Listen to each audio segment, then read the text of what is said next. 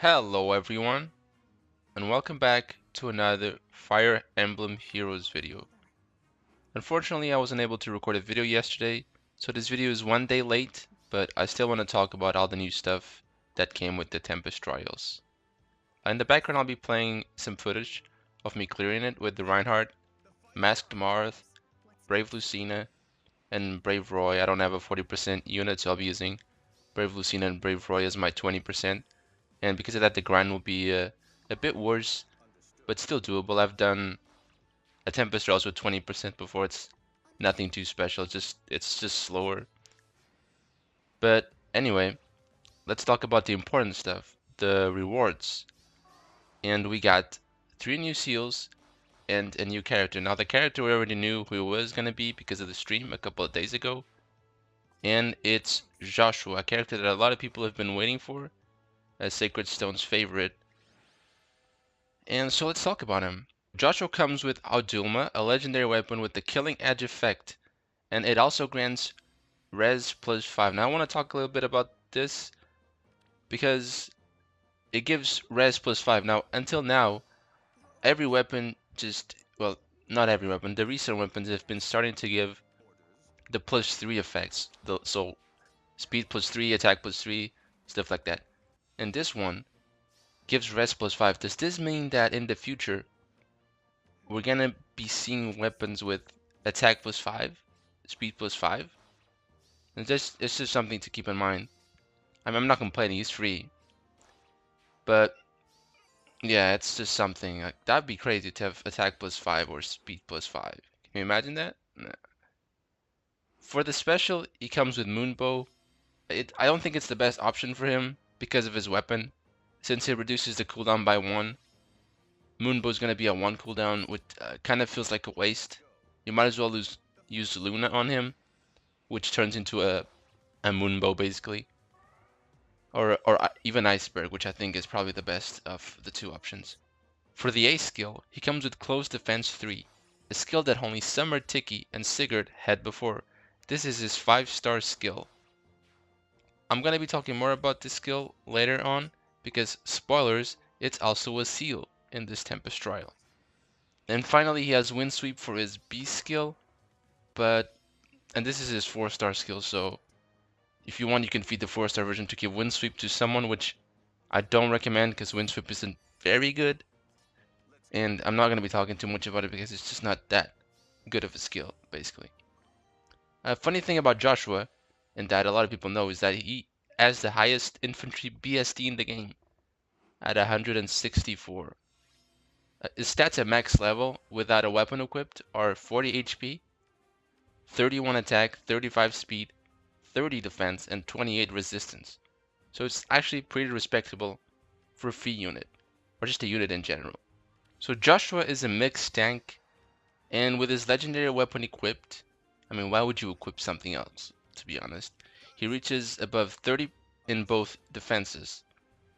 And he basically does Selena's job better than her, because his attack stat isn't terrible like hers is.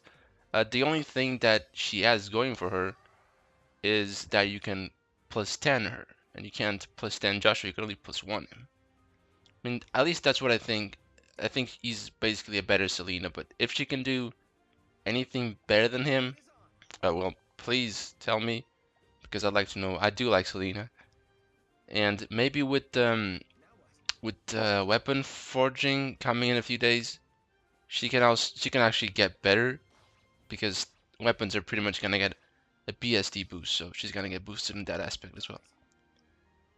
But anyway, let's talk about his 2 best builds in my opinion, starting with a budget build. So for the weapon, we keep his personal weapon. It's pretty good. We use it in every build. There's no reason to change it. For the assist, reposition is obviously preferred, but if you don't have any reposition fodder, then swap or drawback are acceptable replacements for it. But obviously you would want reposition. It's just the best assist skill in the game. For this special, I recommend either Luna or Iceberg. Their cooldown will be 2 because of his weapon. And I think it's just his best specials. Iceberg probably the best because his resistance can reach above 40 in some situations, which means he will be doing 20 extra damage because of it, which is just insane. For his A skill, don't forget this is the budget build where we keep close defense. It's a good skill for a budget set, and it turns him into an enemy phase monster, which is what this build is pretty much gonna be. To complement this, obviously we need quick riposte for his B skill, and since this is budget, quick riposte 2 works fine. Finally, a C skill.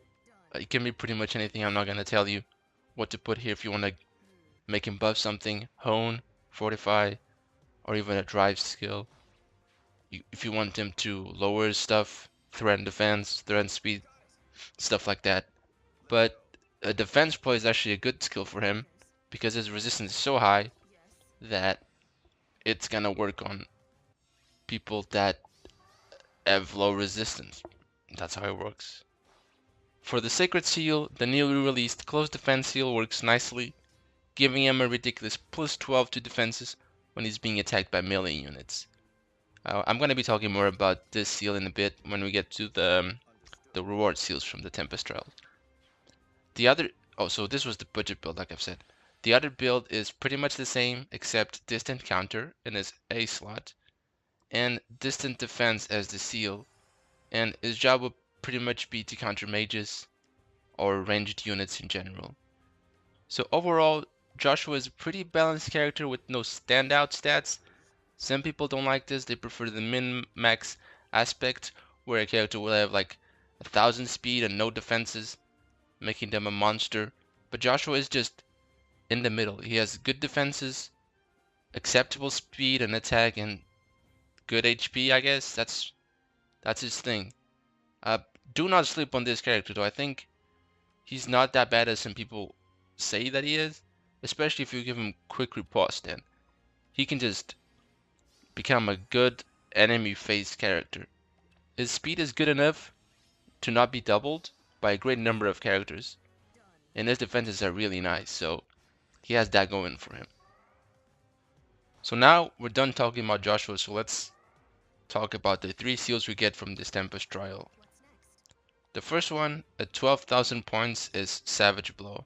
Now I gotta admit, I wasn't very excited when I first saw this seal, and even now I see very little use for it. It's nice for people that already liked using this skill, but I don't know, it's just not for me. If you were using Savage Blow on your C slot, now you can use something else on your C slot and Savage Blow as a seal, which is pretty nice, or you can just use Savage Blow C and Savage Blow Seal, which will give you a lot of AoE non-lethal damage. Don't forget you can't kill someone with this. It leaves them at 1 HP. But I just have never used this skill on the C slot before. And it's one of the seals for me that are gonna just sit at level 1 because it's not a priority. And I don't recommend leveling this seal because there's just so many more useful seals out there. Unless you really love this skill, then, well, I guess max it or level it up. Unless they start giving a lot of coins in the future, more coins than we get seals, then yeah, I'll probably level it because I'll run out of stuff to level, but that's if they start doing that. The second seal is at 20,000 points and it's hone speed. And honestly, there isn't much to say here, it's just hone speed. If you know the game well enough, at this point you know that speed is king. It's the most important stat. Of course, there's some exceptions like Sophia or Arden. Some characters don't really want speed, but in general, the speed is the most important stat. Like it's both an offensive stat and it's a defensive stat. Because if you have more speed, you don't get doubled, and so you don't die because of it. And if you have more speed, you can double and you can kill them because of it. So you can't go wrong with this seal.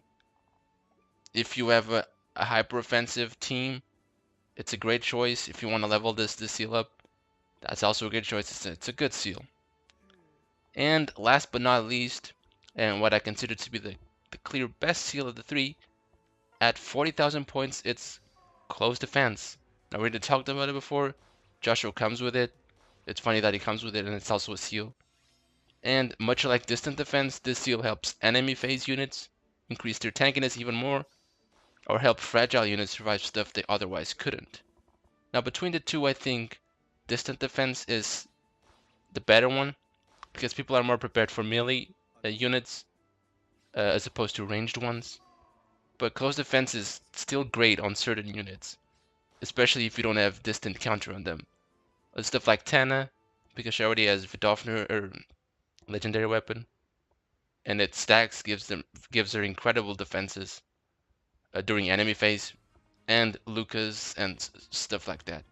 In particular, close defense is a good seal to put on your steady breath units, if you have any, like Brave Ike, or if you give steady breath to anyone else. So yeah, that's about it for the rewards. If we're talking about the seals, the priority I would say to level them up would be close defense, and then hone speed, and then savage blow. I mean, between the three. Okay, I'm talking between the three. Close defense is just what I think you should have at level 3. Most people already have distant defense at level 3, so you should probably level close defense to level 3 to have the other one. If we're doing Tempest trials, I wish you good luck. Try to get as many rewards as you can before the big summoning banner that's coming out in a couple of days. And the next video I'm gonna make will be on that banner. I'm gonna be doing a summoning video, and I'll be talking about the weapon forging in another video.